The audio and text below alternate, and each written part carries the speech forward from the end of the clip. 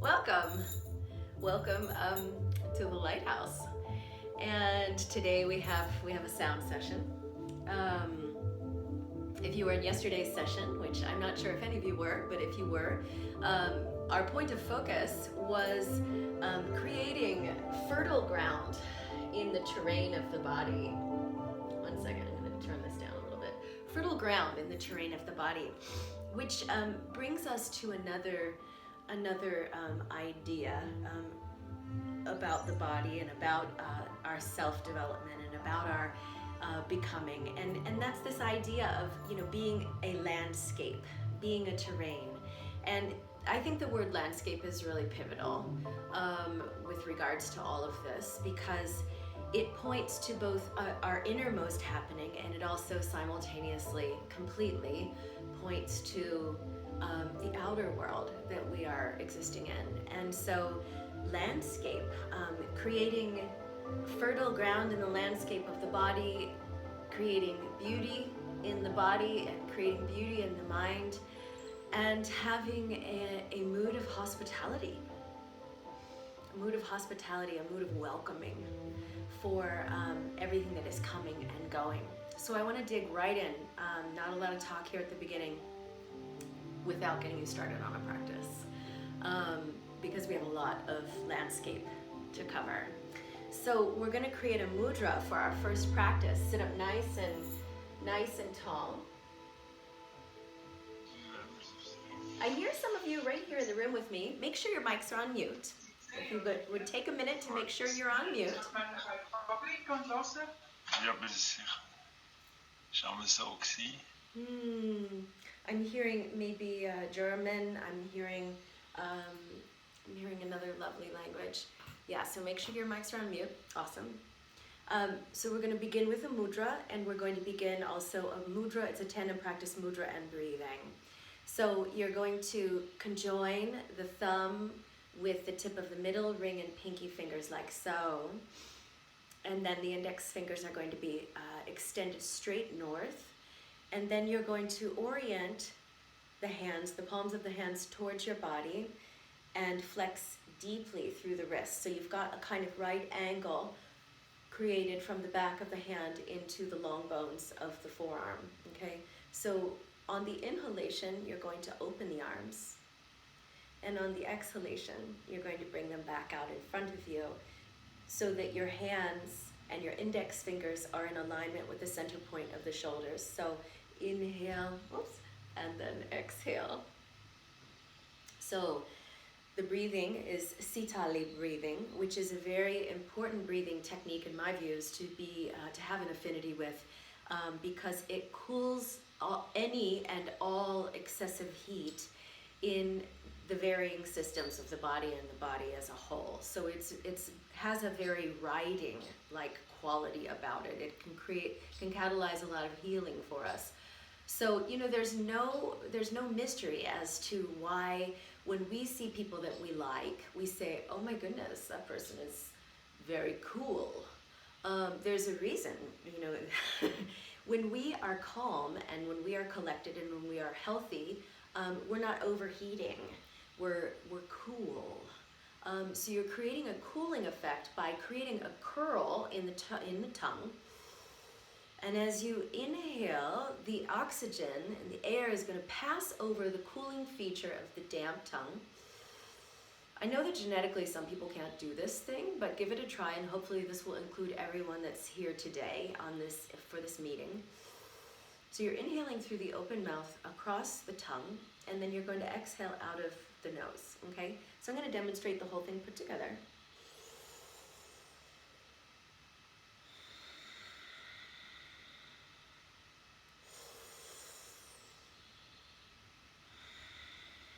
So I'd like for you to try that. So we're inhaling through the mouth, exhaling through the nose. Inhale mouth, exhale nose. And I know I look ridiculous when I do this, and you're going to as well.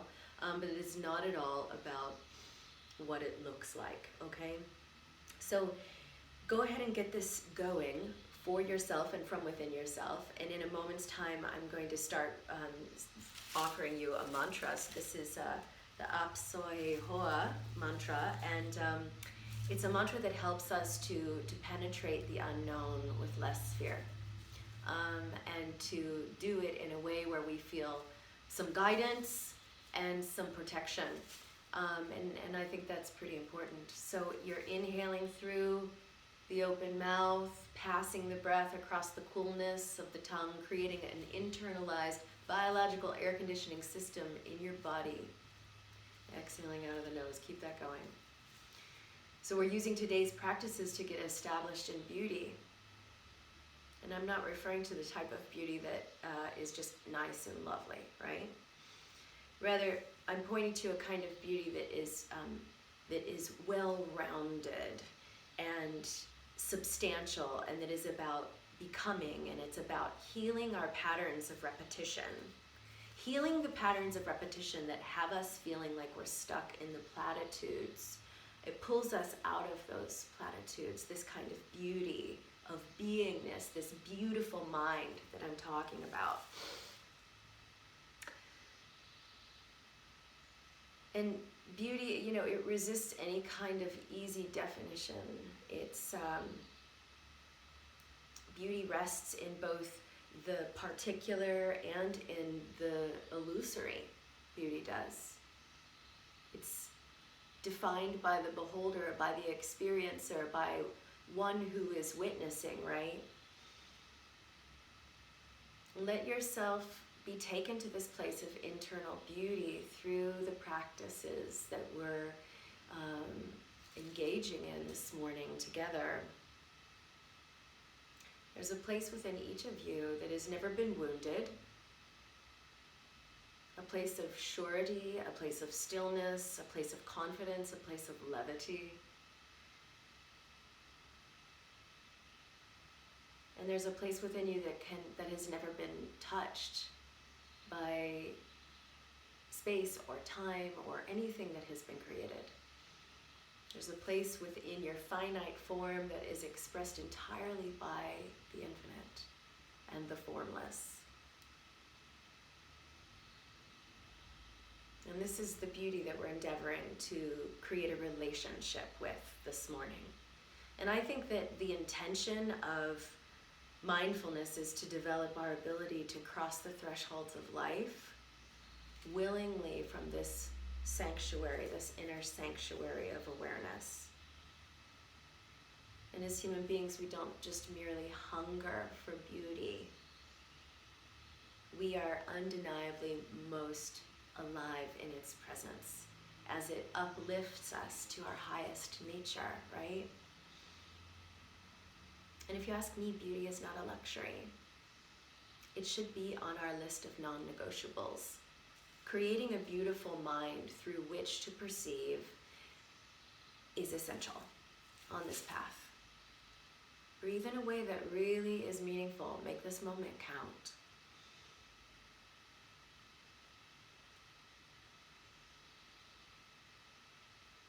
The poignancy of being a human being is that you are this place where the invisible becomes visible. Let the sitali breathing purify everything within your physical body that is etheric. Okay?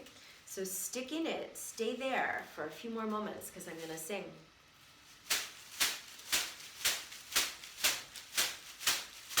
Upside ho sacha eta sacha odoa hara hara hara upside ho sacha eta sacha doa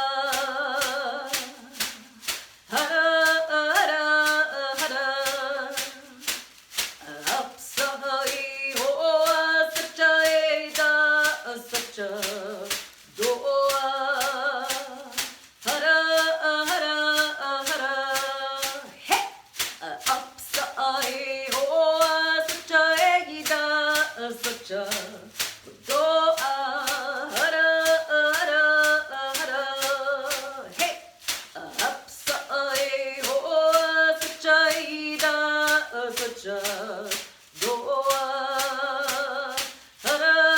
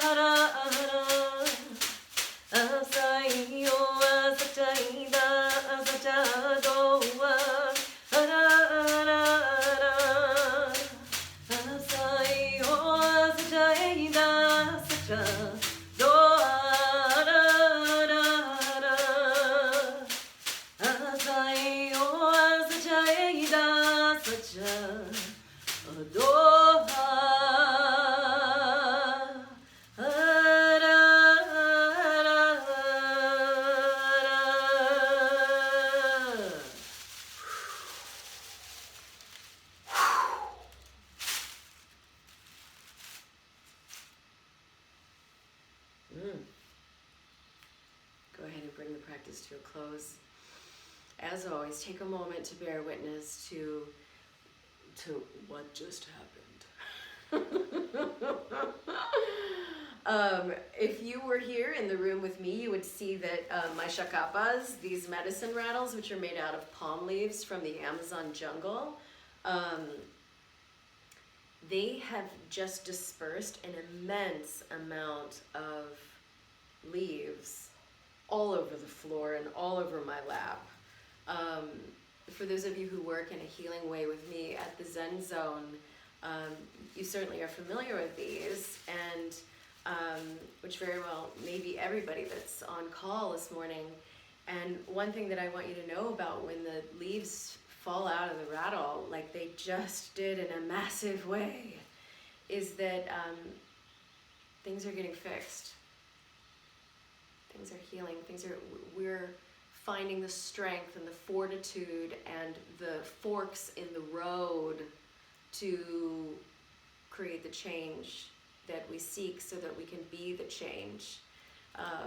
So take this moment before we tune into the next practice to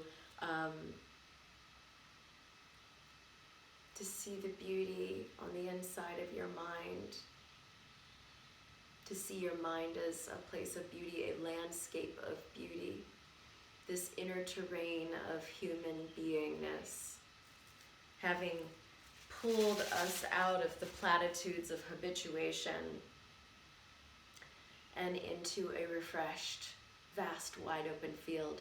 So we're going to do some baboon breathing. This is another slightly ridiculous looking and even sounding breath technique, but it will move every living molecule in your body and catalyze a lot of refreshment. And so if we want to have an outlook that is enduringly graced by beauty, we can't be stuck in the stall, and we can't have stagnant energy. And this just annihilates stagnant energy. So I'm going to pull the base knuckle of my ring fingers down with the thumb, and then I'm going to extend my index and middle fingers, and I'm going to hover them right out in front of me like so. And I'm going to make outward spinning circles, very small and very swiftly, and I'm going to breathe like this.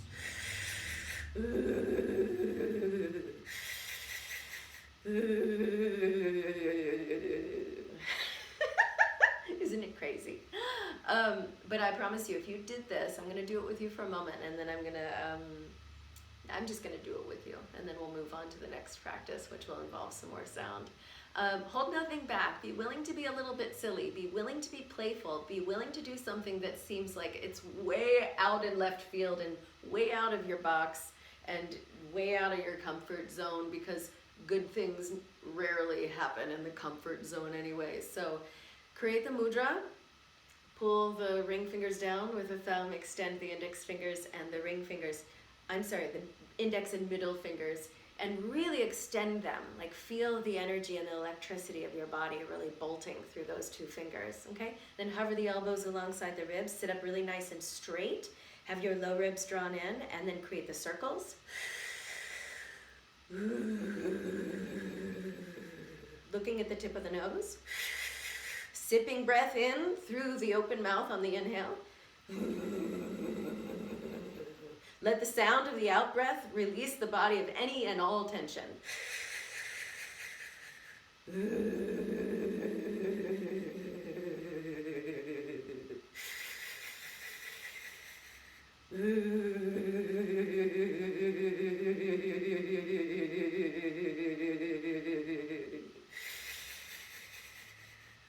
Two more.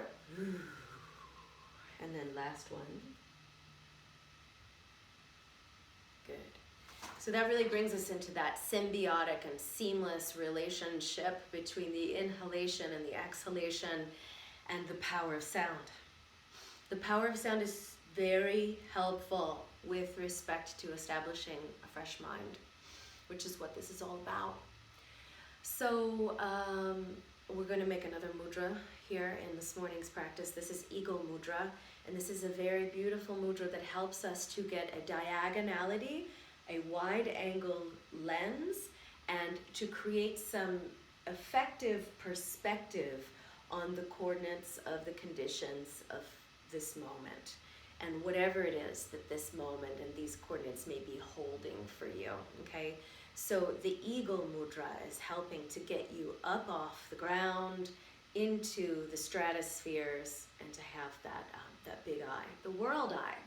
So I'm going to press my thumbs together, and then I'm going to press the outer base corner of each of my hands together, and have the right hand in the front, and then extend the fingers out to the side. And you want to create as much symmetry. I actually like to kind of hook my fingers just underneath the pad of the thumb. I hook them together, which kind of holds the talisman of the mudra together. So you're going to hover the mudra over your third eye, like so. So if you're having trouble finding that place, press your hand, your left palm, into the spot between your eyebrows, and then pull it out away from your head about 3 to 4 inches. Okay, so you're in that electromagnetic field. So that's what's going to happen in the mudra and in the hovering. As you well know, for those of you who practice with me regularly, that this is going to start to feel intense, and it probably will start to feel intense really fast, and we welcome that, because then we know things are really moving, and that we're then moving in the right direction. So quickly here, there's some moving parts in terms of your breathing. So you're going to inhale through the nose, just very an organic flow of in-breath. And then exhale also out of the nose.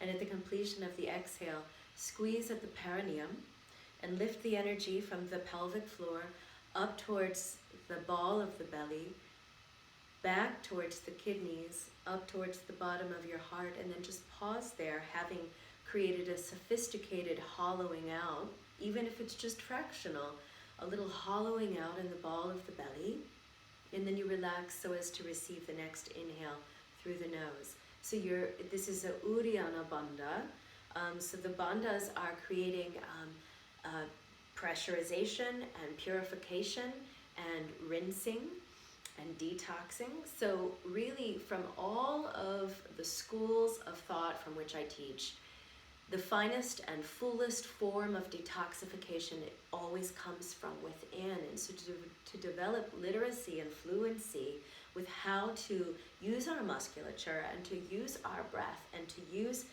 our attention and our focus, our ekagrata, to use all of that in its full spectrum helps us to become brighter, to feel more in rapport with a beautiful outlook. Okay, so let's give this a try. Hook the thumbs, attach the base outer point of the palms together. Hover it over the middle of the brow. Create symmetry in the hands. Inhale through the nose. Exhale out of the nose. And at the end of the out breath, so you're creating the fly up lock while your body is empty. It's devoid of breath, okay? Full of emptiness. Squeeze at the pelvic floor, pull it up to the belly, back to the spine, up to the bottom of the heart. And then relax the abs and inhale. Again through the nose. Keep this practice going for the next couple of minutes. Go towards the meditation with an open heart and with some real watchful reverence. And you will find yourself astonished with what it can reveal for you. Again, we're using this practice to create an eagle's eye view, to establish some diagonality and some perspective.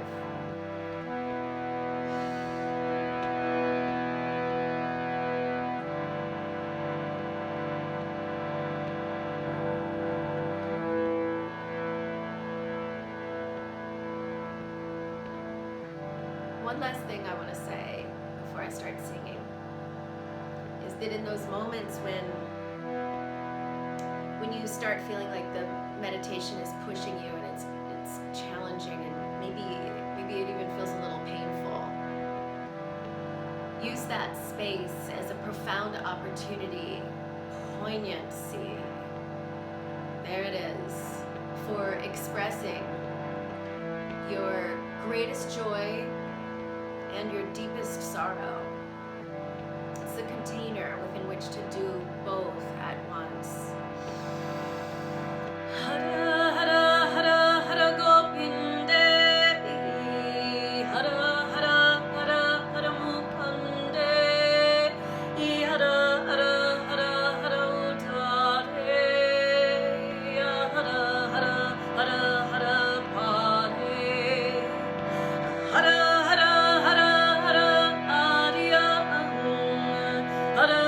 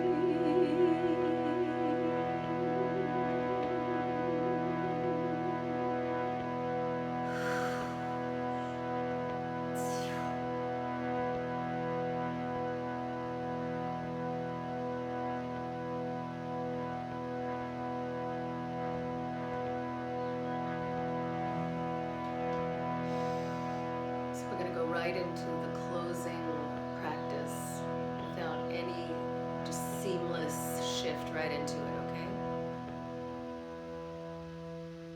You're going to come right back to the mudra that we started with.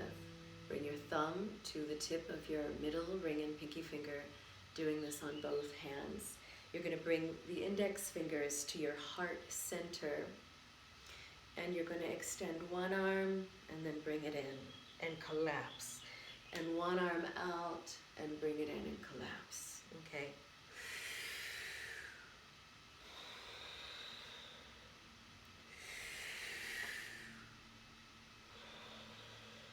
Okay, I'm going to give you one more mantra. This is the Ang Sang Waheguru mantra. This is a mantra that helps us to move major mountains. When I first learned this mantra, I was told that it was strong enough to be able to stop World War III.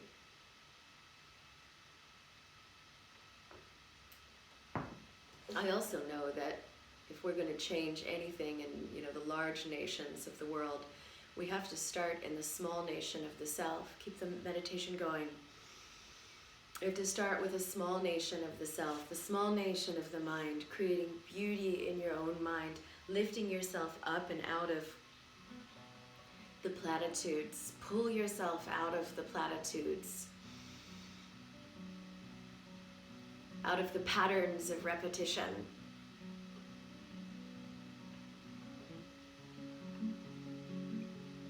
It's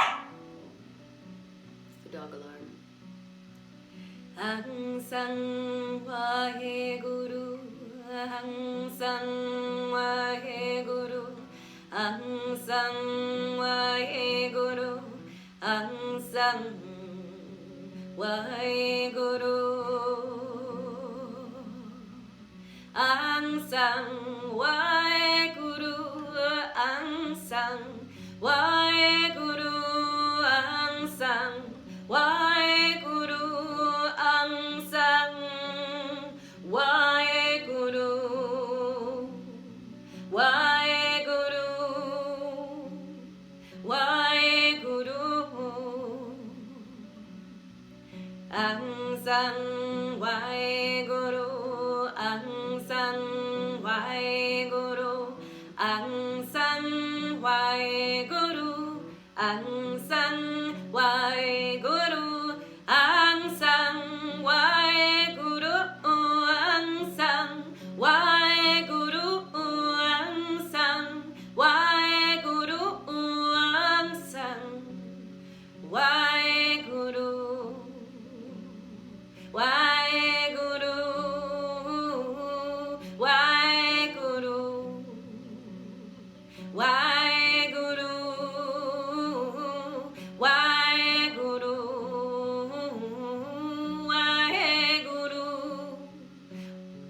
Waheguru, Waheguru, Waheguru,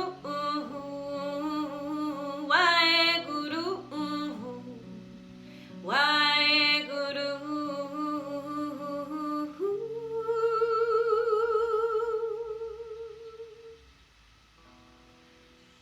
Ang Sang Waheguru, Ang Sang Waheguru, Ang Sang Waheguru, Ang Sang Waheguru, Ang Sang Waheguru, Ang Sang Waheguru, Ang Sang Waheguru,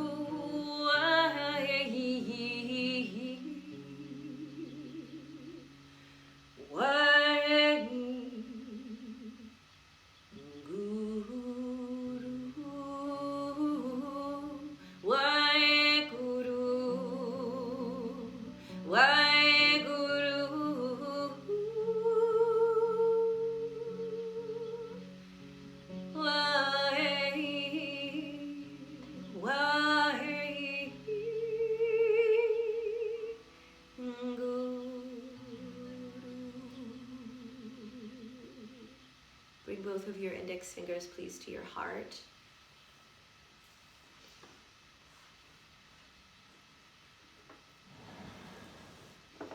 And just take a moment to tune into the inner gift that the meditation has given us.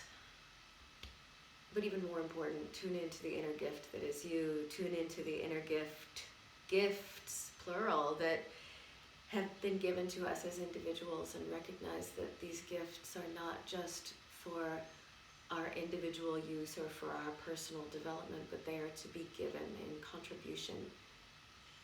Keep investigating from the inside out as to how you can give your gifts. And hold some contour of beauty in your mind at all times, even if you only look at it every now and again sideways out of the corner of your eye. Let it help you to keep your human tissues alive on the front lines of the challenges in your life. Within each of us is some kind of sense of beauty that knows the horizon that we're being called to. May you sit into a wild love for your life and for the world. Sit into a wild love so as to reach and sustain a gentleness, so as to merge with the mystery and to embrace fully your nature, your body, your senses, the visible, the invisible, the known, the unknown. Thank you so much for being here. Sat Nam. Namaste.